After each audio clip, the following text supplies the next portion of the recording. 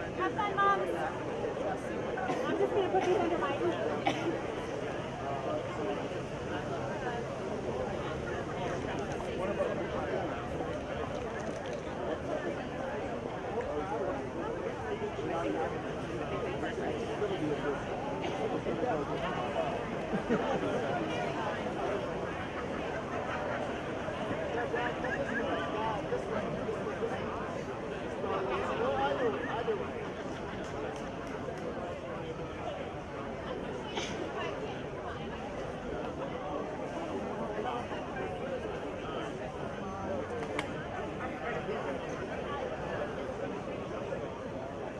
How you doing today? I'm good. How are you? Good? You doing the filming? Yeah.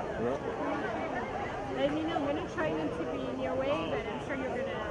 Yeah, don't worry about it. One thing I have to do is... I can always pan around. Okay. The one thing for me, I'm mostly going to be out of the way most of the time. The only time I have to be there is for the diploma. When they walk out, they're going to show me the diploma. So I was debating whether to do it right in front of the stairs or a little this way, depending on the backdrop and how it is. So that's the only time I'll be in the way. All right, yeah, I'm gonna be basically trying to get the same spot. Okay. Well, I brought my PC to get my way out.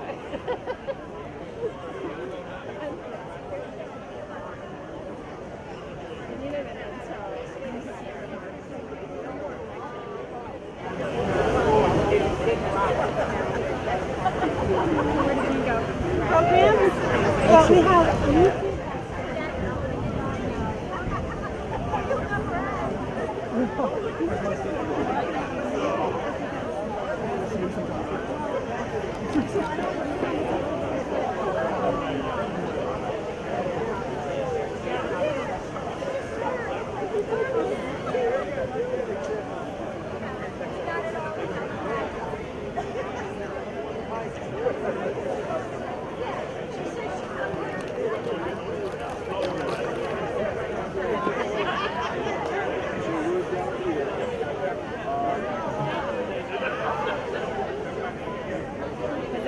Coffee. Yeah. You're smart. That's what I needed. Smart coffee.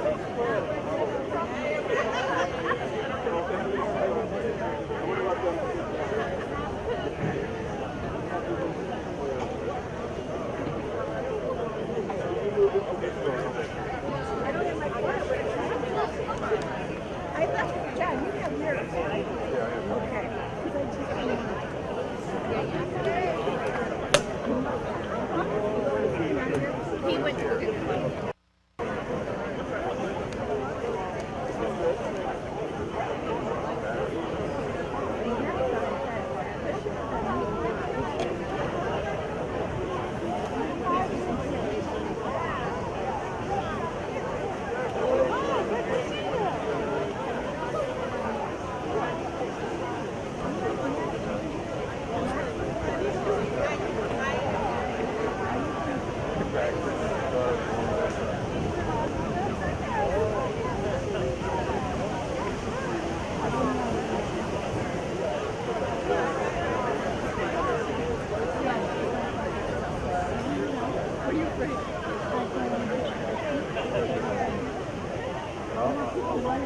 But I'll take it in the big way.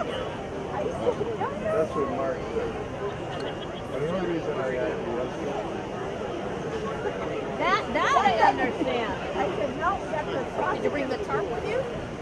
No, when I picked it up and drove home, I had to wait so I drove all the way home. Well, it was good.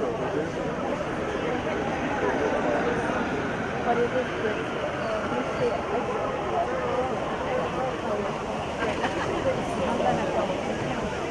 Done, I'm going to go. You can't walk around yet?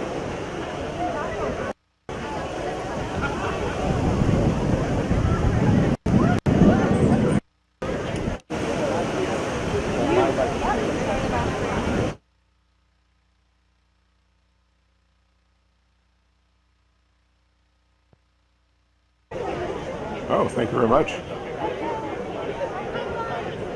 Hello.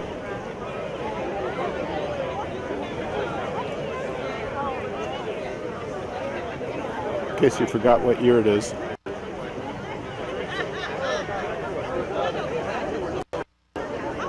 Oh.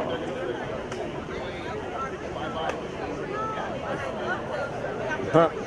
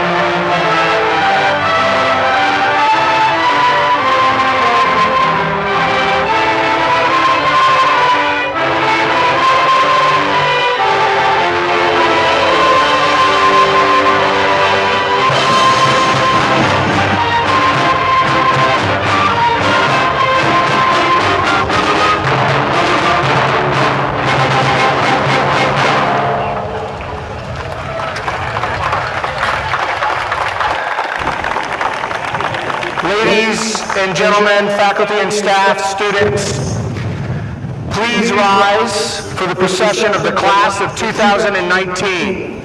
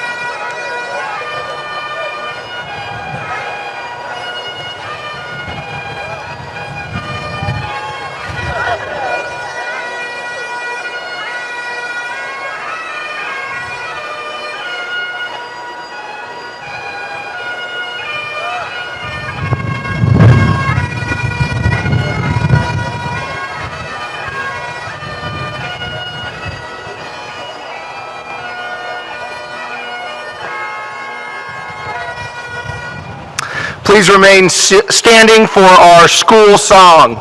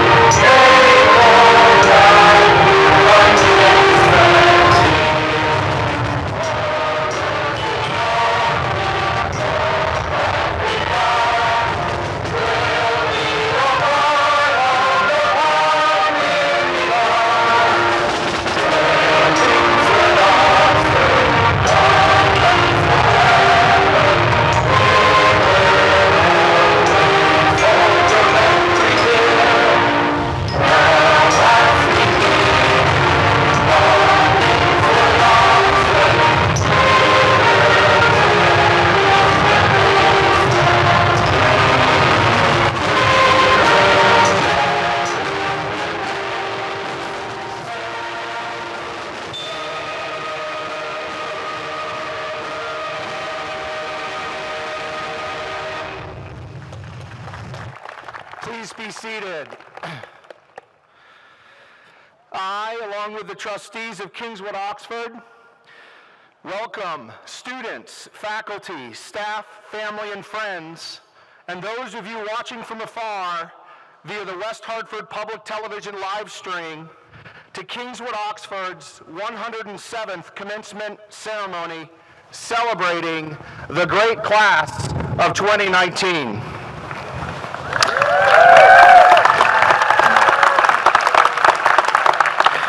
Mr. Levine, could you please come to the stage to lead our invocation?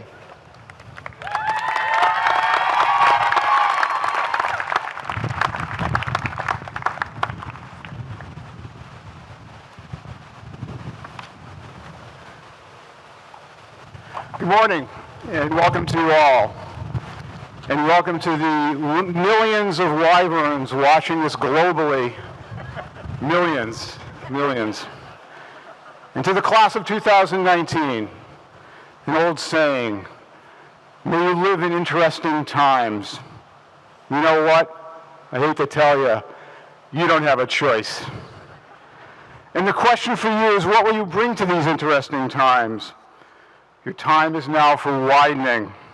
You will soon have the big chance to explore complexities you have yet to see. Give life kaleidoscope a big turn and look for new patterns and angles and connections. At the same time, you'll sharpen, and you'll find your single challenge, the profound question you have to answer, the ambiguity needing to be clarified. Scientists, you will need to solve the problems science created. Historians, make sure our collective memory moves beyond fable. Reaffirm the civility of facts in a world of spurious voices. Artists, writers, explore deeply our potentials and vulnerabilities. You have so much information to explore what we can do. I know you'll find the wisdom necessary to figure out what we should do. And all of you, accept the challenges of these interesting times with confidence and prudence and modesty. So far, so good. You have been a wonderfully caring class. You are remarkably talented. Last night, your class night, your exquisite photography, paintings, and portraits offered brief yet deep glimpses of who you are. Glimpses of you we would never catch just passing each other between classes. Your class night speeches let us know how you are ready to sharpen, to widen, ready to move on, to widen and to sharpen. Maddie, last night you revisited how an 11-year-old began the KO journey to this moment, making this your second home. Today you can slow down a little, just for a moment. And Aaron, you reminded us our imagination has neither boundaries nor borders, and often comes in unpredictable, very late-night bursts. creativity is messy and never linear, and how your experiences here defy defining by a single theme or in one brushstroke. Dan, KO never wants to be one size fits all. Last night, you made a quick visit to your earlier selves here, your classic high school moments. And through this journey, your portraits and promises were always evolving, reflecting how this community embraces an ongoing reinvention of self and celebrates at once who you are and who you will become. And Mia, we all know how this community is made, and it seems those moments between classes, and you wisely told us how friendships are built from little conversations, both coincidental and meaningful. Your promise to yourself in your 5th grade letter became real in all those little moments, moments that truly create a community of caring beyond self. And John V. and Josh, last night you showed us how humor is a community's bond. So, to the class of 2019, go do good things in these interesting times and stay connected to us. You have a community that cares about you deeply, teachers who have listened to your ideas and nurtured your unique voices, teachers who have read every word you have written, teachers who have grown with you. You know what? You may never have this again, not in college and not in life. So to all of you, a deep, deep thank you. At times you surprised us. Coltrane, we never knew you could play the piano. You certainly impressed us, and we wish you all the very, very best. Thank you.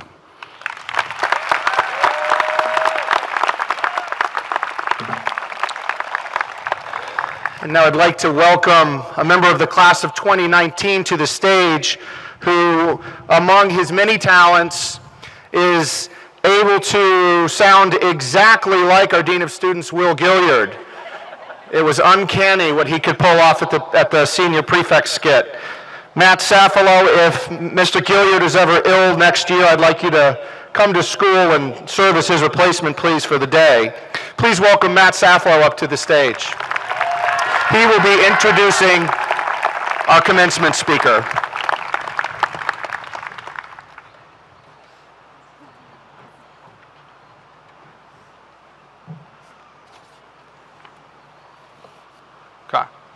I'd like to begin with a story. It was about a week before my freshman year at KO was about to begin when I nervously walked into a tryout for a spot on a varsity sports team. As the tryout process began, I began sweating, as most athletes would. The only difference between my tryout and a typical athletic tryout at KO was that I was in an air-conditioned classroom waiting to be interviewed for a spot on the varsity robotics team. The older students in the room continued to chat about new programming languages and robot parts, which I knew absolutely nothing about. Like many of the other nervous freshmen in the room, I was just doing robotics to get out of the grueling athletics requirement. A senior came into the classroom and announced that it was my turn to be interviewed by the 2 robotics coaches. Unsurprisingly, due to my lack of robotics-related skills and my timid freshman personality, I botched the interview and was placed onto the JV robotics team, which I had no idea even existed up until that point. This is where I would end up meeting Mr. Santo for the very first time. Since that very first robotics practice with Mr. Santo, I've gotten to know her extremely well. While many students may not know Mr. Santo yet because she only teaches seniors, some may know her as the physics teacher whose classroom is perfectly decorated with her own fonts, pink colors, pictures of former students, and whiteboards galore. Many students also may not know that Mr. Santo actually went to KO. She also received her bachelor's degree from Washington University in St. Louis, and although she's probably going to hate me for saying this, she attended Hartford for graduate school. After spending time with Mr. Santo, you will quickly discover that she's one of the most dedicated, innovative, and caring teachers on campus. During my freshman year, when Mr. Santo had just had her first child and had just become a brand new KO teacher, she spent all of her free time learning about building and programming robots.